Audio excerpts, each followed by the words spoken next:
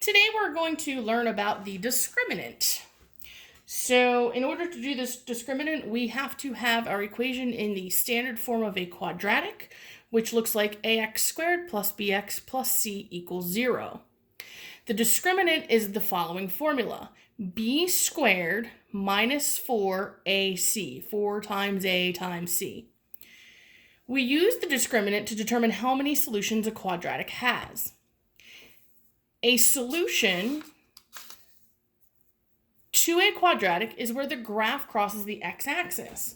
There are 3 options here. The first option is that the graph never crosses the x-axis, and so there's no solution. Remember, the x-axis is this one. It could just touch the x-axis and bounce off of it, and that's one solution. It hits it one time. Or it could have 2 solutions.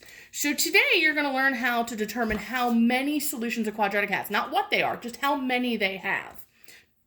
Later in the week you'll find out what they are. So step 1 is to rewrite the equation so that is in standard form. So it has to be in ax squared plus bx plus c equals 0. Be sure to combine only the like terms that you come across. You will then identify A, B, and C. You will fill in A, B, and C into this formula. Major rule though, if B is a negative number, be sure to put it in parentheses. It needs to look like this or this with the -2. Let me zoom in a little bit here so you can actually see it.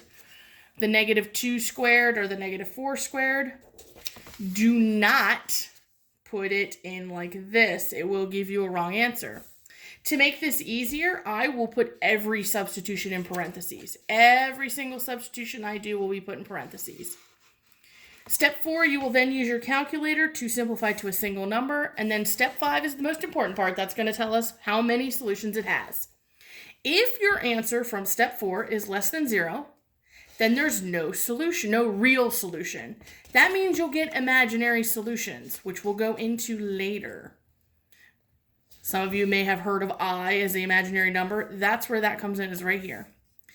If the discriminant is equal to 0, there is 1 solution. If the discriminant is greater than 0, there are 2 solutions. So that is the how-to. A copy of this note's completely filled in with all the examples are on Schoology, and it's color-coded to try to help you figure out where all the numbers came from. So I'm going to show you the first example, and if you'd like to give it a shot, I'll come back in the next video to show you the 3 examples.